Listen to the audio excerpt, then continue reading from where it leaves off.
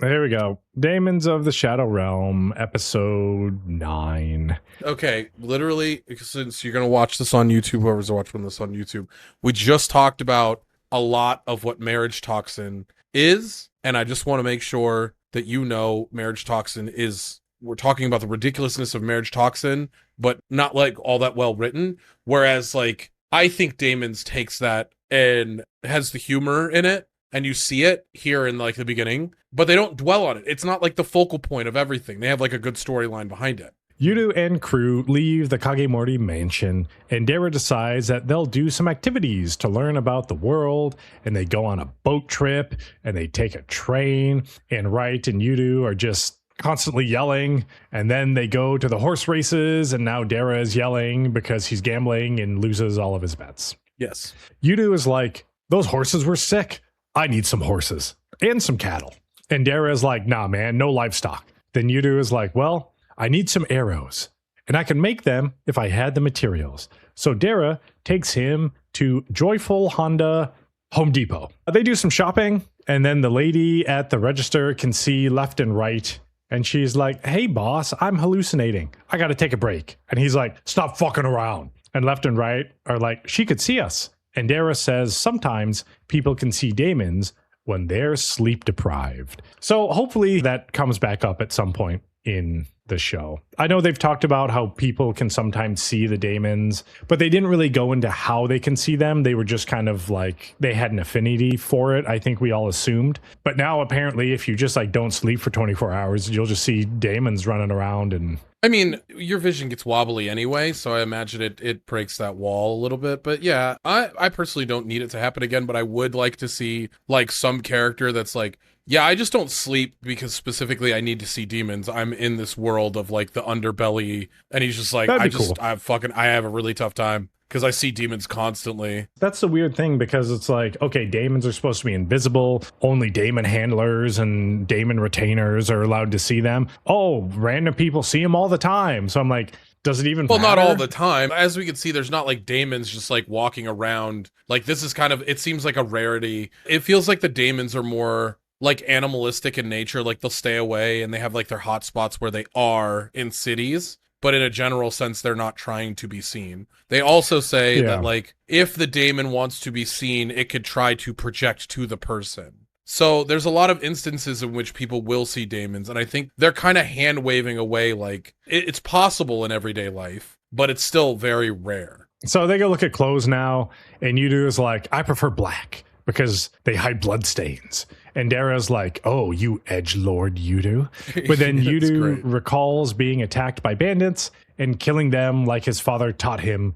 But something always bothered him. The bandits were always too clean, like Dara. So they were from down the mountain. Yeah, and they have a talk about underwear, and he's like, some of the bandits I killed, I upskirted them, and they were wearing fucking boxers, not a fucking He had to loincloth. bury them, so I think he searched them before he buried them to try and find out where they're from. And they're them having on like them Calvins, you know what I mean? Yeah, like they were like, yeah. he was like, what the fuck is a Calvin Klein? Gucci down to the socks. Gucci down to the socks. This scene too, it kind of debunks my theory that like Yudu hasn't killed anyone, because now he basically said, I killed tons he is of people. murdering people left and right. Yeah. He's like, I murdered them, then I took their underwear. Yeah, I put them on.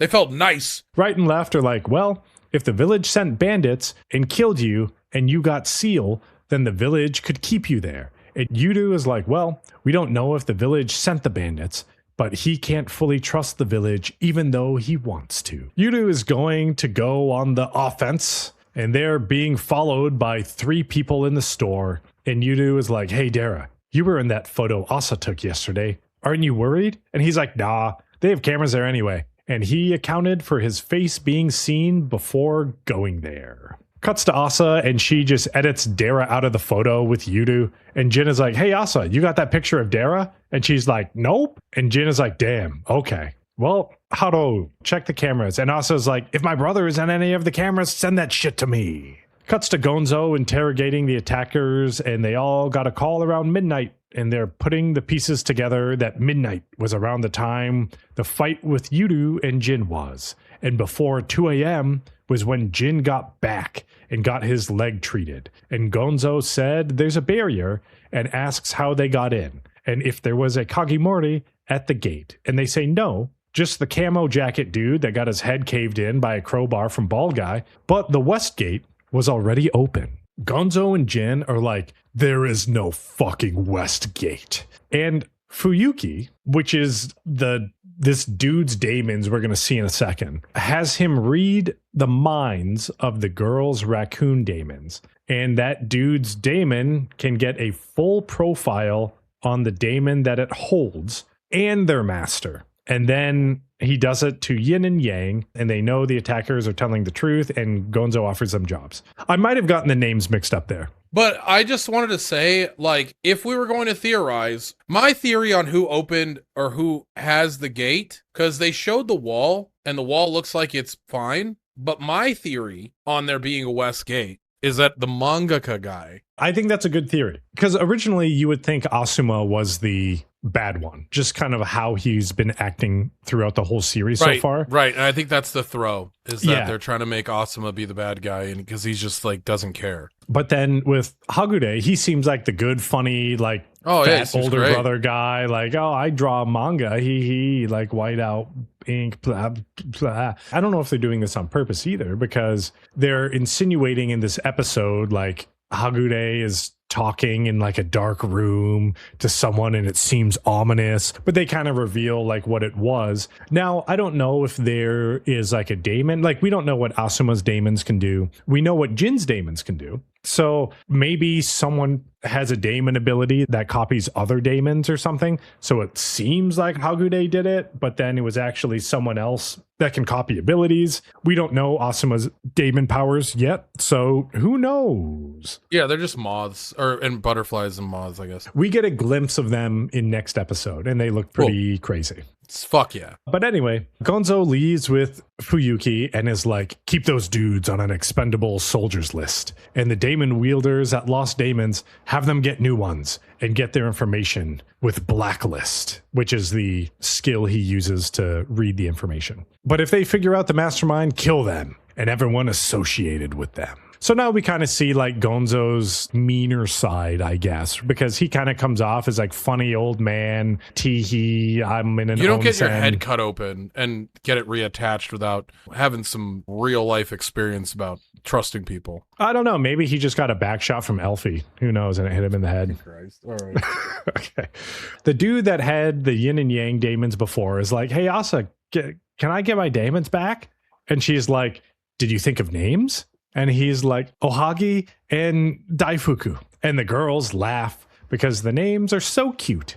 By the way, those are basically red bean mochi sweets. Oh, I love that. That's great. Okay. And Jin is like, didn't expect that. And Gabby is like, yeah, that's rich coming from a dude that named his eye and Makoto.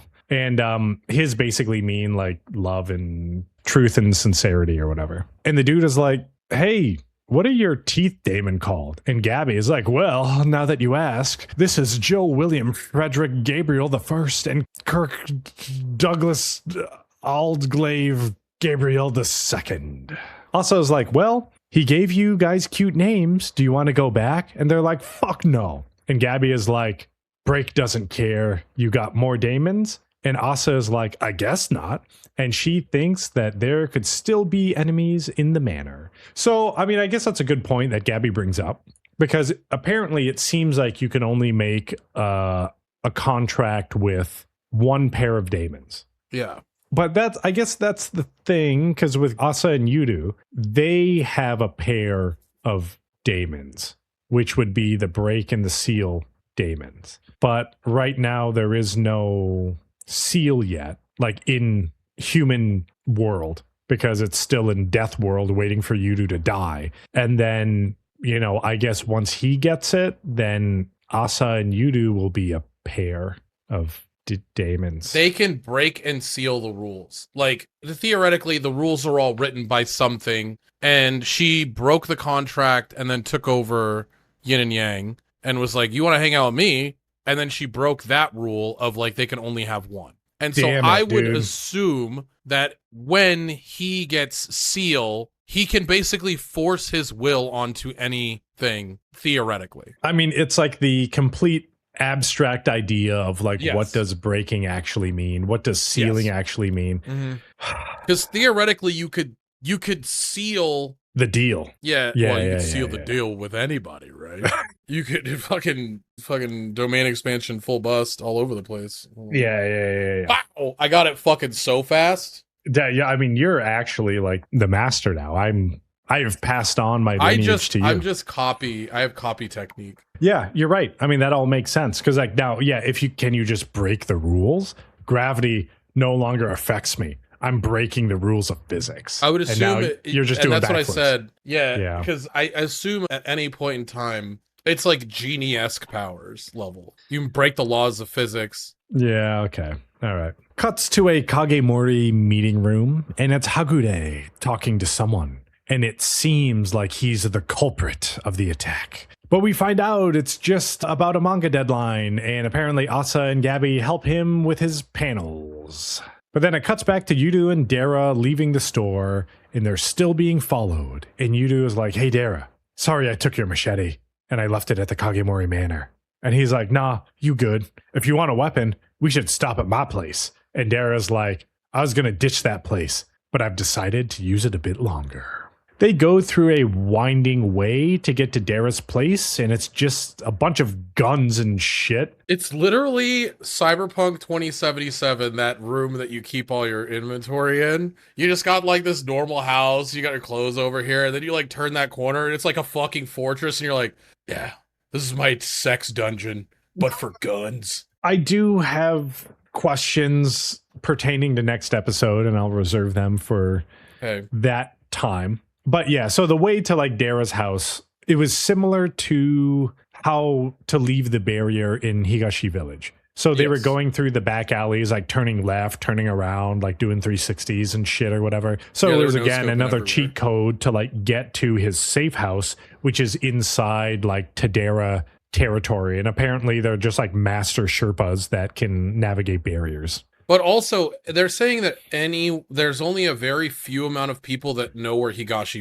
Village is. How many people know how to put these barriers up? Because, like, then you insinuate that the Tadera clan is the ones that, like, really is the ones putting the barrier over Higashi Village. And this is why I like this episode, because there's a lot of questions. Yeah, I mean, Right? because like the Kagemori Manor has a barrier, Higashi Village has a barrier, Tadera's place. I'm not has a saying barrier. they're the only ones that have a barrier. Yeah, But you would assume the barrier for Dara's is very similar to Higashi Village because you have to get in a certain way. Agreed, the same way with Kagemori Manor, but Kagemori Manor, it still exists in the world. Like, you would be able to go through the city and see it on a map or see it for yourself. There would just be something stopping you from going in. Whereas for this, I feel like Higashi Village, like, you just won't see it. Like, the difference between like those two, like, it doesn't exist on a map versus well, they showed it in episode 1 when Asa broke the barrier. It was almost like Wakanda, where the barrier broke and then you saw the village, and then when the barrier's restored, right, but it just looks like a theoretically mountain. you could just walk in through it because it would still exist in the real world. You would just be like, it's like a different plane of existence, you know what I mean? Yeah, Like a yeah, pocket yeah. dimension. I don't fucking know, dude. Yeah. Fuck it. Barriers. Okay. All right. So they get to Dara's place, guns, RPG in the back. But then right and left subdue 2 of the assailants. And then the third gets lost in the Dara maze. And Dara presses them for info. But right and left are like, there's more Daemons. And Dara is like, yup, those are the Tadera clans. And they're like, no, not those. There's more. And then one domes an assailant, and then another gets killed by the hand and foot Daemon pair, and they know right and left. And apparently they say they're Teinaga and Ashinaga, and they're the hand and foot Daemons, and they got an old score to settle with left and right. And then that's how the episode ends. I'm excited to watch him fight. It's so funny seeing that dude do plie squats constantly. I don't think the design of these Daemons was very good. I think they're like designed to be like a prevalent thing. I think they're plot device for them to fight because it's time to fight now. Yeah. I don't think they serve like a real purpose for the storyline. I think it's just we've gone a long time before people are getting domed. We'll wait till next episode. Yeah, that's the ends of episode 9 if I didn't say it. Yeah. But yeah, that's all we got for you guys today. Check us out on Spotify, Apple Podcasts, YouTube. Anywhere that you can listen to podcasts. You can find us at the Anime Book Club podcast, and you can find us on the internet, theanimebookclub.com, where it has links to all those places. So if you don't want to remember and type them into the apps individually, just go to the website and you can click them and it'll teleport you barrier free all the way to where you can listen to us. I guess you can visit Instagram too. You can do that also. Teleport there if you want. Check out it-aesthetics.com for your anime streetwear needs. They are back, and all oversized shirts and hoodies now come embroidered on the front. No needing to get a special embroidered shirt. They will have an embroider on the shirt already. And be sure to use tab C10 at checkout for 10% off of your order, or tab C5 to get $5 off of on top of any other coupons that they have going on at the time. And be sure to visit gamersups.gg, which I did not do a segue for, so I'm sorry, okay. Gamersups. But visit them, gamersups.gg. Use promo code DJ Montague at checkout for 10% off of your order of delicious caffeinated beverages and non-caffeinated. They've got some new flavors that are just absolutely ridiculous with the names Cosmic Mind Break, Ocean Stone Fruit from JoJo's. That Sakura Splash looks delicious. Kaho's Gill Tea Pleasure. Woo! Crimson Moonburst. Anime Girl Feet. Anime Girl Thighs, but there's a 1 in 10 chance that you get Anime Girl Feet. Black Cherry, Plowed and Proud. Alfie's Icicle Backshot. Yeah, Doggy Style. All flavors that you can find over at gamersups.gg, and be sure to use promo code DJ Montague at checkout for 10% off of your order. Delicious. And we got nothing else for you guys except the moral of the story featuring the man of the hour, DJ Montague. Are you going to say take it away, or do I just got to... Take it away. The mic is yours. I've been working out a little bit more at home. It's good for your mental health. I understand that working out is so fucking annoying because you're like, I have to lift things all the time at work or whatever. You want to go home and like work on my butt? It's just a matter of working on yourself. Try to be the best version of yourself that you can be.